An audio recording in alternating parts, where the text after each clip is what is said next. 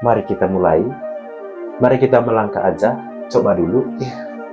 Kalau gagal itu akan menjadi pelajaran dan malah menjadi kekuatan gitu. Bersihkan pikiran kita dari pengaruh-pengaruh negatif yang melahirkan kata tidak bisa gitu, atau belum cocok, belum tepat. Hilangkan itu semua, itu adalah kerikil-kerikil kecil yang kemudian akan menjadi tembok besar dan menghambat kemajuan kita. Halo Sobat Sanutusia, jadi ini adalah podcast kedua dari Sanutusia. Dan pada malam hari ini kita kedatangan tamu spesial dan tentunya bisa menginspirasi teman-teman di luar sana. Langsung saja, ini dia Trisno Arkadeus. Halo Kak Trisno. Halo, Kak Johan. Terima kasih banyak sudah mengundang saya di podcast Sanutusia. Ya, dan tentunya saya juga berterima kasih karena Kak Trisno sendiri sudah bisa meluangkan waktu, apalagi selama ini saya lihat di sosial medianya penuh dengan kesibukan. Ya, ada kesibukan menjelang akhir semester, jadi di tengah penyusunan skripsi, persiapan ujian proposal, juga sembari melakukan satu dua proyek bersama teman-teman mahasiswa. Iya. Proyek apa itu Kak Trisno? Itu fokus kami pada kegiatan pangan lokal, jadi kami turun ke kelompok tani di pedesaan. Sudah ada tiga desa yang sudah kami kunjungi, itu bagian dari pengabdian masyarakat juga gitu. Baik, terima kasih Kak Trisno. Jadi teman-teman semua, Kak Trisno adalah mahasiswa semester 7 program studi teologi di Unika Santo Palu Sulteng. Dan pada malam hari ini kami menghadirkan cerita-cerita inspiratif dan juga mampu memotivasi teman-teman sekalian. Karena Kak Trisno adalah seorang sosok mahasiswa yang telah menorehkan beberapa prestasi-prestasi baik tingkat kampus dan juga LLDikti dan tingkat nasional. Kak Trisno, teman-teman di luar sana tentunya ingin mengetahui Kak Trisno lebih jauh dan tentunya saya juga pribadi ingin mengetahui Kak Trisno latar belakangnya, latar belakang pendidikannya dan juga latar belakang keluarganya. Terima kasih. Ya, mungkin saya langsung mulai dari riwayat pendidikan secara singkat, teman-teman. Jadi SD di kampung itu selama 6 tahun, tapi menarik pada tahun ke-6 di kelas 6 SD itu ada satu program khusus namanya Proksus. Itu dibuat oleh Proksus dibuat oleh Pater asal Swiss, almarhum Pater Ernest Basser. Jadi waktu kelas 6 SD itu kebetulan saya mendapatkan ranking kelas gitu ya. Saya mendapatkan ranking kelas. Nah, pada tahun yang bersamaan di Kabupaten Manggarai, di bawah naungannya Pater Basser, menganjurkan kepada beberapa sekolah dasar Katolik yang ada di Manggarai untuk disatu sekolahkan siswa yang mendapatkan ranking di kelasnya. Jadi kami diasramakan gitu selama setahun. Nah, Proksus. Ya, Proksus. Jadi setelah itu melanjutkan pendidikan ke jenjang SMP dan SMA juga di asrama di Santo Kelas Perang, masih berada di bawah naungan yayasannya Pater Ernest Masih. Jadi sekitar 7 tahun gitu berada di Santo Kelas Berang. juga hidup berasrama seperti itu. Tetapi saya kan sudah kenal dengan Kak Trisno dan kita sering sharing-sharing juga dan saya ketahui bahwa sesudah menyelesaikan pendidikan SMA, Kak Trisno sempat jeda dan Persis. tinggal di kampung. Itu kan saya tamatnya itu menyelesaikan pendidikan SMA itu persis di tahun 2020. Kita tahu di tahun 2020 itu era pandemi. Gitu ya. Nah, setelah tamat tahun 2020 itu, sejujurnya karena keterbatasan finansial gitu, Johan.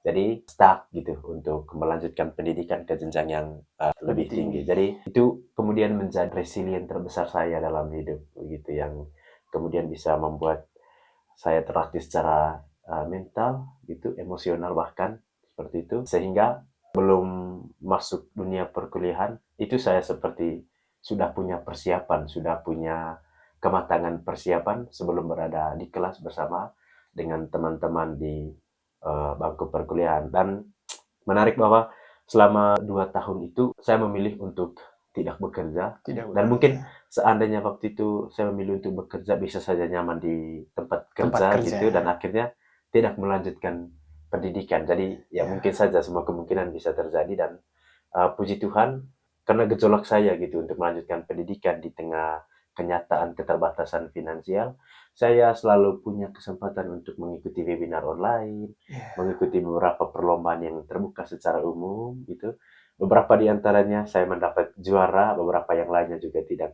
Jadi karena pengalaman-pengalaman seperti itu ya sudah tertanam gitu dalam pribadi saya bagaimana dunia perlombaan dan bagaimana kemudian bisa bangkit dari keterpurukan yang pada akhirnya setelah tahun pertama saya mengikuti kegiatan-kegiatan seperti itu, saya mencoba untuk melamar beberapa Program. beasiswa Iya, gitu ya, beasiswa. beasiswa supaya harus saya untuk kuliah gitu. Setelah perjuangan di tahun pertama itu tadi, pasca tamat SMA, akhirnya Tuhan memberikan saya jalan gitu, Iya. memberikan saya jalan dan saya menemukan beberapa beasiswa yang sampai pada hari ini akhirnya saya bisa melanjutkan pendidikan saya dan bahkan biaya hidup saya juga bisa ditanggung oleh beasiswa yang saya terima hari ini seperti itu. Saat tinggal di kampung selama 2 tahun, berkesempatan juga mengikuti perlombaan-perlombaan. Ya, puji Luar biasa Tuhan. sekali. Ya, jadi di kampung saya itu belum ada jaringan, Belum ada bahkan jaringan. sampai Iya, sekarang. iya. Jadi saya memanfaatkan waktu ketika saya berkunjung ke kota gitu, yang ya jaringannya Iya, baik, iya, iya. saya memanfaatkan waktu tersebut untuk mengikuti kegiatan seperti itu. Tapi mungkin pesan pentingnya bahwa dari pengalaman seperti itu, kekuatan kita itu justru lahir dari hal-hal yang kita rasa sangat beban, hal-hal yang kita rasa sangat sulit gitu, bahkan apa namanya mustahil bagi Iya, iya, kita iya. ya secara manusiawi gitu melewati hal-hal seperti itu gitu. Tapi setelah mengalami resilient itu, saya merasa bahwa emosi saya justru semakin bisa dikelola dengan baik gitu. Bahkan tingkat kedewasaan saya, tingkat kesiapan saya untuk menghadapi masalah-masalah Iya, yang iya. lain justru semakin Kelihatan. membentuk diri saya Iya. kepada pribadi yang lebih kuat gitu. Dan Setelah itu ya. ya, dan mimpinya saat ingin masuk ke perguruan tinggi, Ya, kira-kira ya. kampus yang diimpikan saat itu kampus apa? Ya, umumnya saya pikir khusus ketika usia gejolak masih Iya. SMA gitu ya. Kita ya bisa saja mengikuti idola yang apa namanya yang ada di pemberitaan kah atau yang ada di media sosial kah atau mungkin karena ekspektasi kita sendiri gitu yang tinggi. Nah, saya sendiri jujur justru memilih kampus-kampus yang berat gitu Iya, selama apalagi di tahun-tahun terakhir selama SMA. Mau kuliah di UI, UGE, mau ambil jurusan HI iya, iya, bahkan, iya. mau ambil jurusan filsafat, seperti itu dan Iya. ya pada akhirnya dipatahkan oleh kenyataan gitu. Kita punya keterbatasan yang ya di luar kendali kita seperti itu. Tapi saya percaya bahwa peristiwa-peristiwa seperti itu yang justru membuat kita melangkah lebih jauh gitu. Dan saya kemudian ditempatkan di Unika Santo Paulus Ruteng. Menurut saya itu adalah jalan terbaik bagi saya dan ya kemudian saya menemukan banyak hal-hal baik justru ketika Masuk di universitas. masuk di Unika yang memberikan saya kesempatan untuk berkembang Iya, iya, bahkan sampai berada dengan masyarakat iya, setempat iya, iya. seperti itu. Nah, senang juga gitu Iya, berada senang. di Unika Santo Paulus Ruteng, kemudian mengambil program studi pendidikan teologi yang kemudian ya ternyata related juga gitu dengan kehidupan dan Iya, background iya. saya gitu. Saya melihat bahwa Kak Trisno ini sosok yang sangat ambisius karena Ya, kita kan waktu itu PKKMB-nya sama iya iya dan benar. langsung setelah kegiatan PKKMB itu berkesempatan untuk memberikan pidato karena Ya, memang saat kegiatan-kegiatan seminar dan juga kegiatan lainnya waktu PKKMB, Kak Trisno sendiri aktif sekali. ya, Eh, ini terlihat bahwa Kak Trisno punya motivasi yang sangat kuat. puji Tuhan. Ya.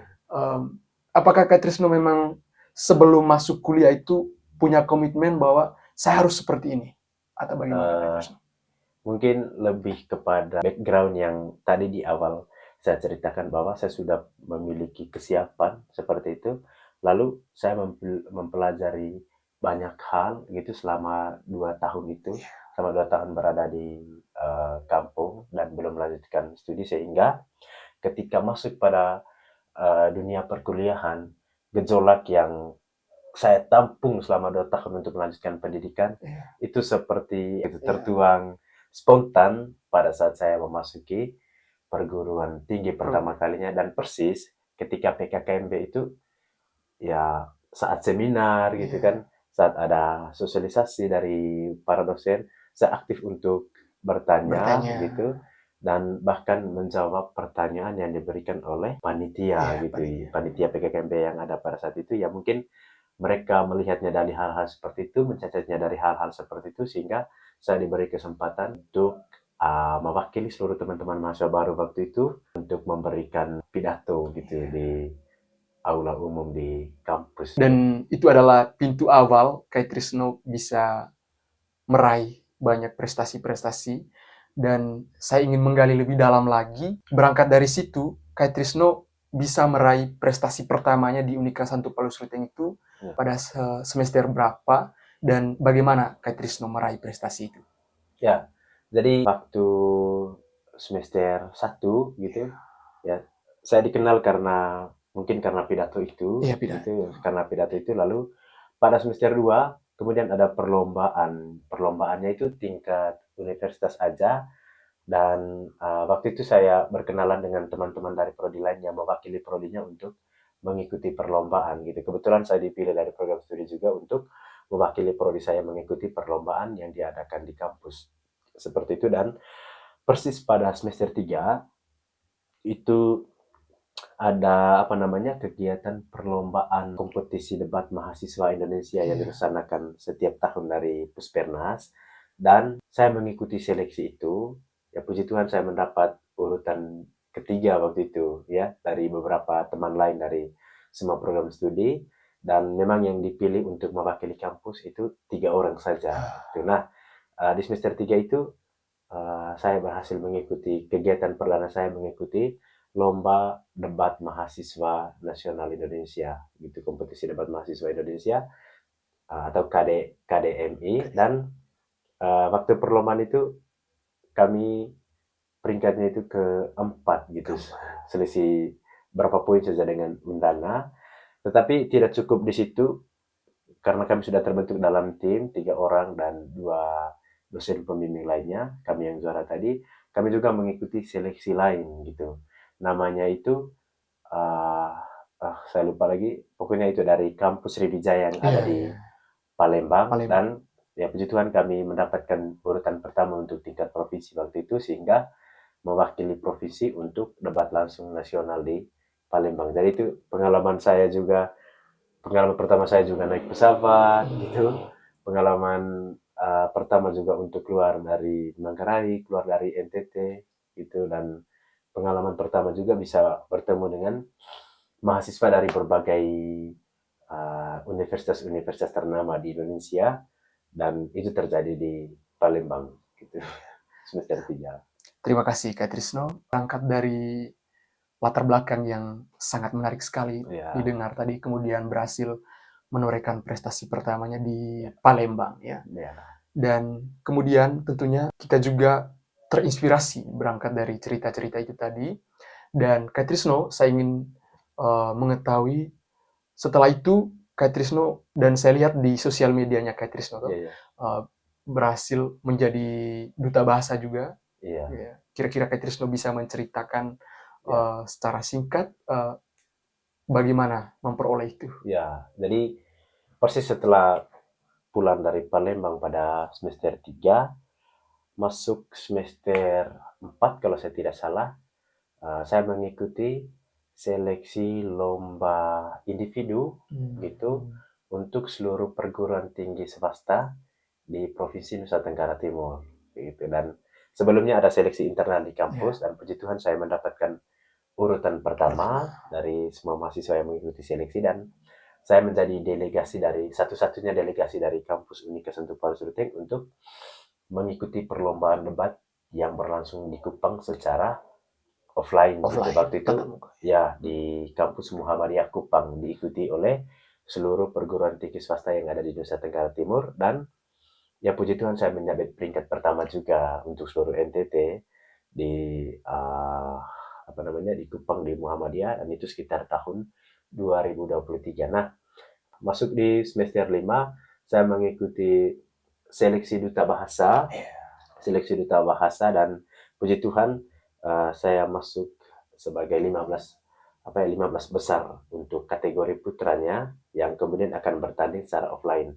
Waktu itu saya bersama dengan salah satu teman saya dari program studi pendidikan bahasa Inggris yang kemudian dia bisa menyabet peringkat kedua dalam kompetisi kompetisi Duta bahasa. ya duta bahasa itu di Kupang seperti itu.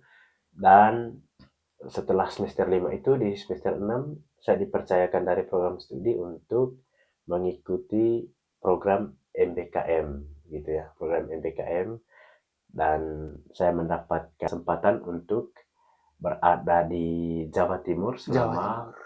1 semester gitu. Jadi kegiatannya di sana mengajar, kemudian ikut perkuliahan juga di kampus Yudarta yang ada di Pasuruan, Ngalah, Jawa Timur gitu selama 1 semester. Gitu.